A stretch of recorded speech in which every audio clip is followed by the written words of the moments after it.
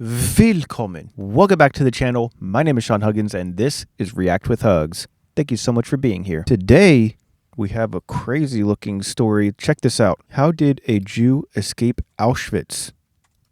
Damn. This is from Unpacked. Link to the original video down in the description as always. Let's see how somebody escaped Auschwitz. Seems crazy to even think about, but we're going to find out together. So, Los Gates. More than 1 million people passed through Auschwitz's gates. Most never came out. But one emaciated teenager did the impossible, fleeing Auschwitz with nothing more than a few smuggled documents. How did a Jewish prisoner escape from the Nazis' most infamous death camp? Let's see. Walter Rosenberg had never been one for following orders blindly. He was 17 when the Slovakian government ordered the Jewish community to prepare for deportation. But in his own words, naturally, it didn't come into my mind to obey such a stupid instruction. So he stripped off his yellow star and ran away to England. But he wasn't just looking for safety. He wanted to join the fight against the Nazis. He never made it there. Hungarian guards caught him at the border and beat him up for hours, convinced he was a spy. But they couldn't break him. So they sent him back over the border to a labor camp in Slovakia. Once again, he tried to escape. And once again, he was caught. Dang, this guy has a lot of experience escaping places. This time, he was sent to the Majdanek concentration camp, which made all the previous horrors he'd suffered look like a day in the park. Anyone who moved too slowly was beaten. Anyone who talked back was shot. Starvation and disease ravaged the camp. The Nazis left the bodies stacked in a pile as a warning to all the other prisoners. This could be you. So when an officer asked for volunteers to do farm work outside of the camp, Walter jumped at the chance. Nothing and nowhere could be worse than Majdanek. Or so he thought. That's how he found himself packed into a cattle car, bursting to capacity. Wow. But even as he struggled just to breathe, he searched for a way out. Could he jump and make a break for it when the train stopped to refuel? But the SS warned that for every man who went missing, 10 more would be shot. After 2 excruciating days, the train stopped and the prisoners stumbled out. They had arrived at Auschwitz. This was the Nazis' largest death camp where they perfected the art of mass murder. SS officers divided all the newcomers by sex. 1 line of men and boys, 1 line of women and girls. From there, they'd be divided again. Some were chosen for slave labor, or to be human guinea pigs for gruesome experiments. Most were herded into a communal area and stripped for a disinfecting shower. These showers lasted only a few minutes. At the end, the doors would open, revealing hundreds of dead bodies. They hadn't been disinfected, they'd been gassed to death. It became So crazy. Walter's job to remove the dead and sort through their possessions. What? Mostly, Oh he my found God. exactly the kind of things you'd pack if you thought you were being relocated. Kitchen utensils, clothes for different seasons, snacks from home. The Nazis found a use for everything. Wedding rings, gold teeth, even hair. Oh my God. All was repurposed and sent back to Germany to fund the war effort. The gold was melted. The hair was turned into stuffing for mattresses, ropes for ships, even socks for submarine workers. What? Because the Nazis didn't see their victims as humans, but as things that could be mined for value and stripped for parts. The whole operation depended on keeping the victims clueless until they were locked into the gas chambers. Because if prisoners panicked, or worse, rebelled, they delayed the other transports and disrupt the entire operation. Walter knew that only one thing separated him from the other victims: luck. He was lucky that the guards had deemed him healthy and strong enough to work. But no one stayed healthy or strong at Auschwitz, and soon, he too would be sent to the gas chambers, taking everything he'd seen with him. But if he was sent to his death, who would warn Europe's remaining Jews? By the time the newcomers showed up at the camp, it was already too late. Anyone who tried to warn them would be dragged behind the wagon and shot. Walter may have been in hell, but now he had a mission. Something beyond mere survival. He'd tell the world what was happening. Holy crap. But dude, how the frick do you even get out of there? Europe's Jews truly didn't understand that relocation was a euphemism for certain death. But what if they knew? What if they understood that they weren't being given new lives in the East, new work assignments? What if someone told them where the trains were really going? They would have a fighting chance. They would be able to resist. But how could he bring news of this horror to the outside world?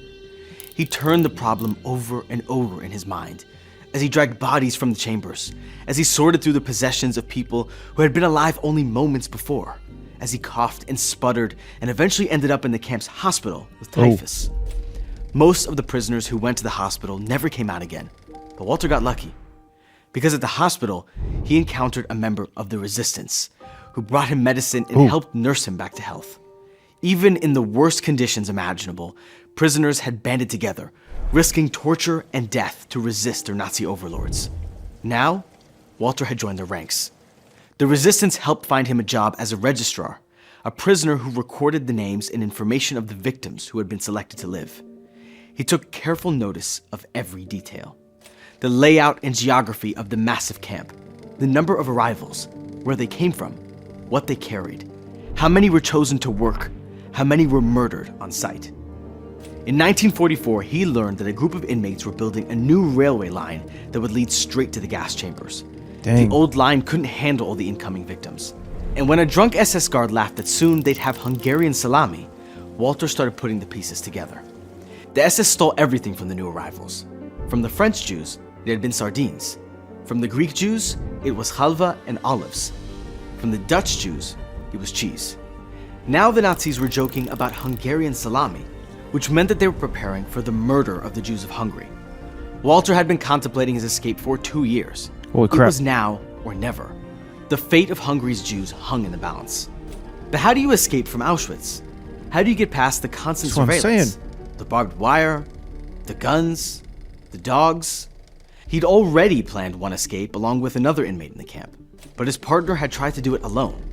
The SS had shot him down and left his body on display for 2 days, seated in a stool in the middle of the camp. Oh my God. If Walter was really going to do this, he had to get it right. So he and a fellow inmate named Alfred Wetzler began analyzing previous escape attempts. They paid close attention to what went wrong and strategized what they could do differently. They talked to other inmates. They studied the layout of the camps. They passed information secretly between members of the underground. Holy Then crap. they came up with a plan. Auschwitz was made up of both an inner camp where the prisoners slept and an outer perimeter where the prisoners did slave labor. There was no getting past the high voltage barbed wire fences that surrounded the inner camp, but the outer perimeter was only guarded during the day while the prisoners were working. Walter and Alfred knew from previous escape attempts that the guards would spend only 3 days searching the outer ring before they gave up. If they could find a way to hide beneath the guards' feet for 3 days, they might have a chance at escape. Walter and Alfred were not religious. They didn't know that April 7th, 1944 was the first night of Passover, the holiday that celebrates the liberation of the ancient Israelites from slavery in Egypt. It wouldn't have mattered. There was no Seder in Auschwitz, no matzah, no Haggadah, no long festive meals filled with the questions of children.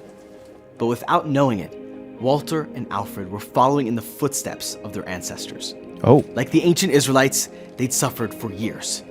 Like the ancient Israelites, they were pursued by an enemy who wanted nothing less than their total destruction. The pair hollowed out a spot within a woodpile inside the camp. As the guards left their posts, they slipped inside. They carried only the most essential supplies. 2 metal tubes stuffed with evidence of the Nazis' crimes. Oh. Tobacco and gasoline to cloak their smell and confuse the dogs. A change of clothes and a heel of bread they'd stolen from the dead prisoners. And razor blades, in case they were caught. Death was preferable to talking under torture and endangering the entire resistance. Bro. Holy crap. A loaf of bread and some razor blades? And then That's they waited it? 80 hours, 4,800 minutes, 288,000 seconds. Dude, they waited 3 days in a log pile? I can't even imagine. As the guards' boots pounded above them, as the dogs panted and prowled. Side by side, Walter and Alfred lay still as death. The search stopped 3 days later, as they knew it would. They heard the guards pack up for the night, heard the inmates hurry back to the camp. Under the cover of darkness, they emerged. No way. Their bodies dripped with gasoline, their legs were weak as jelly, but they made it out of the camp. Now, the real escape could begin. Holy For crap. 11 nights, they walked through enemy territory, nibbling bread they had taken from Auschwitz and drinking water from streams. When they finally crossed the Polish-Slovakian border, exhausted and weak, a contact helped them get in touch with the Slovak Jewish Council. Finally, they had made it. They had escaped. and they could warn the Hungarian Jewish community before it was too late. The Slovak Jewish Council was eager to hear from Walter and Alfred. They heard rumors about Auschwitz. They'd been waiting for 2 years for someone to confirm whether the rumors were true. Walter had wanted to keep his emotions in check, to give the council the cold, hard facts. But when he and Alfred sat down to tell their story, each question was more naive than the next. What? Is it really so hard to get out of there? The council asked. How did you manage if it's so difficult? If it's really that bad, why didn't the Red Cross intervene? What? Each answer brought all the horrors pouring back. Walter was 19. His entire family was dead. He had just escaped from hell after seeing more than any human could bear. And these people, they were so naive. They didn't understand anything he was saying. They couldn't. Still, Walter and Alfred gave their testimony, recounting horror after horror. And they had evidence, a label from a Zyklon B canister used in a gas chamber, data from a central registry. The council fell into a stunned silence, finally announcing they'd reconvene in 3 days. What? Walter nearly fell out of his chair. 3 days? 3 days meant thousands more people thrown into gas chambers. Didn't the council understand that they were all next? He had escaped Auschwitz to save his fellow Jews, and yet Jewish leaders were dragging their feet as people were being murdered and burned. The next day, Walter and Alfred dictated their report to a typist, sharing everything they had worked so hard to memorize about Auschwitz. Damn, that person is so good at typing. Holy crap. Sharing everything they had worked so hard to memorize about Jesus. Auschwitz. The layout of the camp, maps of the gas chambers, descriptions of victims who had arrived, estimates of the transports, things they saw with their own eyes, and things they had learned from other prisoners. They estimated that the Nazis had murdered 1.75 million Jews at Auschwitz since June 1942. They dictated for 3 days until they were delirious, and then they edited and rewrote until they felt their report was as accurate as possible. Each of the report's 40-odd pages contained details and descriptions that only prisoners could have known, like the fact that the Nazis filled out discharge forms for prisoners who had been murdered, so that the death rate seemed much lower than they actually were. Oh. Walter and Alfred made secret copies and distributed them as widely as possible.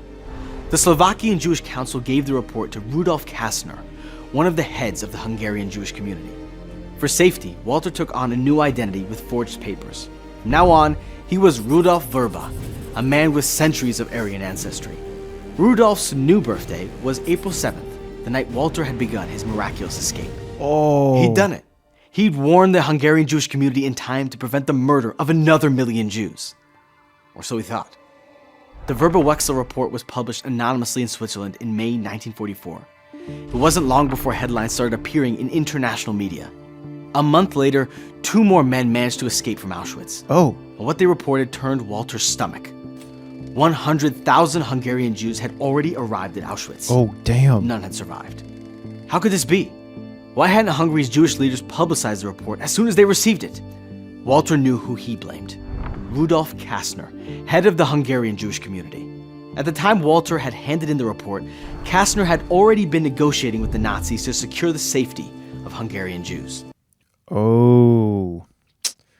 Yep. He thought it wasn't real. He made the wrong allies. He thought that he would be the exception. But the negotiations fell through. Yep. And Kastner was only able to save 1,600, including himself and his family. Walter was sure that Kastner had put aside the report in order to avoid jeopardizing his negotiations with the SS. It was a grudge he'd hold for the rest of his life. Was it Understandable. true? Did Kastner really prioritize his own family over the fate of Hungary's Jews? No one can say for sure. Some believe that it took the Hungarian Council weeks to translate and make copies of the report. By the time they did, it was already too late. This story might sound like a clear-cut case of right and wrong, but it's not that simple. Hindsight is 20/20, and the Hungarian Jewish Council simply had no good choices. There was no guarantee that mass panic would actually save lives. Plus, many older Jews simply didn't believe that such a horrible report could be true. But Walter's escape hadn't been for nothing. After the publication of his report, world powers began pressuring Hungary to end the deportations of Jews. The Spanish, Swiss, and Turkish governments, the Red Cross, even the Pope begged the Hungarian regent to stop the trains. British and American forces bombed Budapest, dropping leaflets warning that those responsible for the deportations would be punished. Finally, Hungary's leader caved, ending deportations on July 9, 1944, just a few months after Walter's escape. Dang. Less than a year later, Germany finally surrendered. The Soviet army liberated Auschwitz, and Walter, now Rudolf, started picking up the pieces of his shattered life. He became a biochemist. He married a childhood friend and had 2 daughters with her. He testified at Nuremberg and watched as his report brought Nazi war criminals, including Adolf Eichmann, to justice. Dang. He moved around the world. He wrote a memoir. Oh my He gosh. maintained a wicked sense of humor, even as he testified against Holocaust deniers, only 40 years after his escape from the most systemized genocide in history. He'd done the impossible. He'd saved hundreds of thousands of Jews, brought war criminals to justice, and provided the kind of details that are still, sadly, necessary today in an age where it's becoming increasingly trendy to deny or downplay the Holocaust. Walter Rosenberg, or Rudolf Verba, was a hero, and his story should be told far and wide. Wow, dude, what an absolute beast. I've never heard of this guy, but dude, what a hero. This guy needs a freaking movie after his life. It probably is one. Let's be honest. Knowing Hollywood, there probably is like 7 of them by now, probably 5 Netflix documentaries. And anyways, dude, fascinating. Absolutely crazy life that this guy lived. Can't even imagine. But I'm curious what you guys, the experts, have to say about it. What do you think of the video? Let me know your thoughts. Leave your mustard down in the comments section below. That's all the time that I have for today, though. So thank you guys so much for being here. And as always, I'll see you guys next time. Peace.